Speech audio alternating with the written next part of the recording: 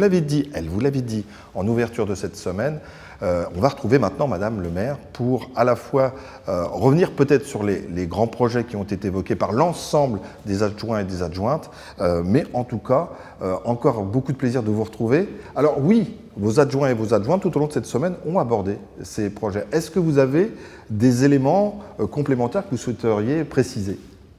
Eh bien déjà, moi, j'espère que les auditeurs, enfin ceux qui vont avoir vu les capsules, là, vont avoir pris autant de plaisir que moi j'ai pris à les regarder. D'abord, ça nous permet de nous remémorer un peu ce qui a été fait, ce qu'on nous reste à faire, et je trouve que c'est toujours très, très intéressant.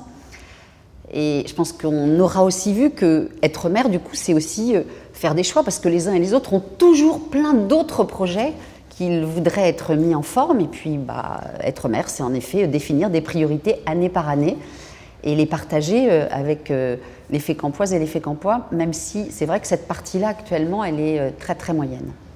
Donc, concernant ces projets qui vous ont été présentés, je pense que ce qui est important toujours de rappeler, c'est qu'ils se font dans une ville-centre, une ville de 20 000 habitants, dans une agglomération de 40 000 habitants, et que si nous nous battons autant pour que l'attractivité de la ville soit toujours plus forte, c'est parce que nous savons qu'il n'y a pas de concurrence entre les territoires. Si Fécamp, et notamment notre centre-ville, ne continue pas la dynamique dans laquelle il est depuis quelques années, les communes qui sont autour, elles aussi perdront en habitants. Donc on voit bien que des services publics de qualité qui font que les personnes viennent chez nous et des commerces font qu'on vient naturellement vers la ville-centre. On a aussi envie de s'y installer. Depuis que nous avons récupéré la liaison SNCF, on voit que nous attirons de nouveaux habitants. Et tout ça, c'est évidemment l'enjeu de notre ville. Dans les très gros projets, vous l'avez entendu, il y aura le casino qui, je l'espère, va démarrer. On est toujours sur les recours de la Thalasso. Et puis, ce qui nous concerne, ce sont les travaux toujours du centre-ville, avec notamment l'espace Jules Ferry.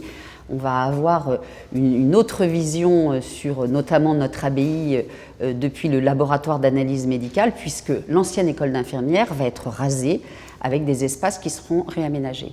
Nous voulons partager tout cela avec les Fécampois. On a également, tout autour de la Mature, des enjeux importants, avec, je vous l'ai dit, le casino, avec un espace multimodal qui doit se mettre en place. Nous avons d'autres aménagements. Nous avons la presqu'île où nous sommes là aujourd'hui, puisque la base de maintenance, ça y est, va être inaugurée dans quelques semaines.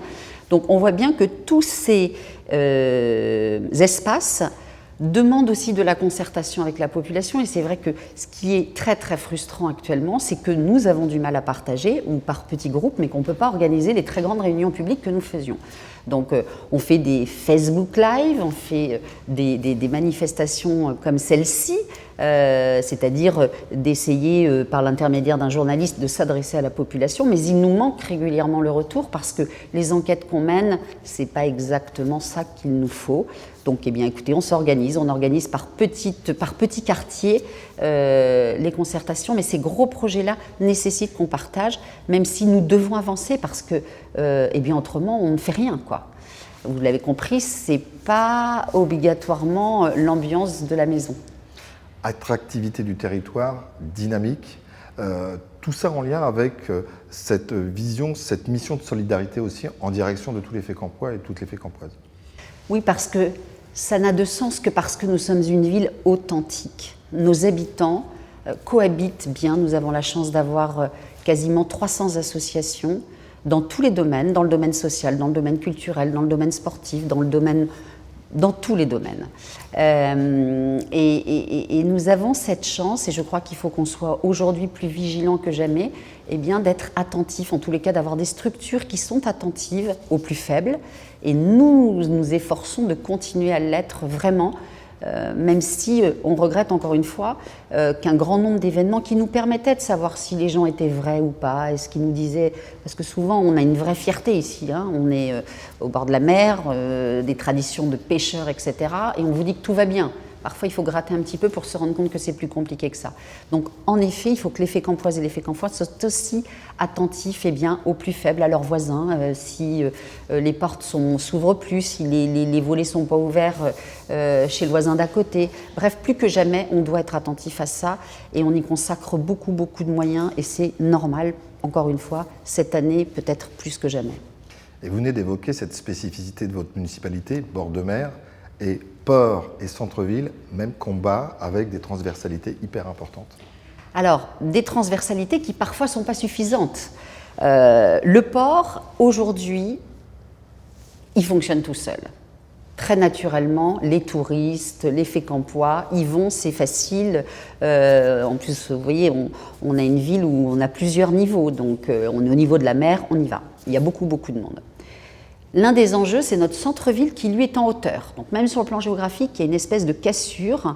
Et c'est pour ça que la mâture est un enjeu extrêmement important, parce qu'il est le lien entre la ville et le port. Et c'est tous ces enjeux-là que nous voulons partager et pour lesquels nous savons que nous devons vraiment investir, mettre le paquet, encore une fois, sans négliger la culture, le sport, le social, ce qui fait que nous arrivons à vivre ensemble dans une ville où il est agréable de vivre. Une dernière question. Poursuite, continuité, transversalité, et puis cohérence dans tout ça, poursuite de ce que vous avez fait et développement des grands projets. Mais il faut une véritable cohérence. C'est obligatoire parce que autrement on a l'impression que c'est des petits coups qui sont faits comme ça. Donc raconter l'histoire de la ville, dire à quel point ces projets sont importants et pourquoi est-ce qu'il faut les faire. Parce que autrement, comme dans toutes les villes moyennes ou les grandes villes, on jalouse toujours un peu le quartier d'à côté. Et moi je dis toujours, quand on fait des travaux en centre-ville ou à la Mâture, ce sont des travaux qui profitent à l'ensemble des Fécampois puisqu'ils participent à l'attractivité de la ville et à son image. Donc tout ce que nous faisons, c'est le seul but, c'est de servir l'ensemble des Fécampois, parce que derrière, il y a aussi évidemment, quand on parle attractivité, on parle création d'emplois, et c'est aussi ce qui évidemment nous motive chaque jour. Parce que nous savons qu'une ville est dynamique aussi, que dès lors que des emplois sont proposés sur son territoire, si ce n'est exactement dans la ville-centre, eh bien au moins dans la périphérie. C'est aussi comme ça que vous décidez de vous installer à terme sur un territoire, que vous y élevez vos enfants, que vous avez envie d'y vieillir, etc., etc. Eh bien merci pour ces précisions, Madame le maire. Je vais vous laisser maintenant presque en intimité avec celles et ceux qui nous ont suivis toute cette semaine, puisque c'est le moment de présenter vos vœux à toutes les Fécampoises et tous les Fécampois. Alors ça ne va pas être un exercice facile, parce que moi qui aime tant, non pas toucher, mais sentir les personnes, voir leur regard, que ça puisse être interactif, ce n'est pas simple. Mais donc, chères Fécampoises, chers Fécampois, j'espère que vous aurez pris du plaisir à nous écouter, qu'on aura pu partager malgré ces circonstances ce que nous avons fait et ce qu'il reste à faire. Soyons optimistes, c'est ce que j'ai évidemment envie de vous souhaiter, de nous souhaiter en ce début d'année 2022. Je vous souhaite d'être entouré de tous ceux que vous aimez, encore plus que jamais. Je vous souhaite de bien vous porter. Je vous souhaite, de réaliser ce que vous avez envie de faire.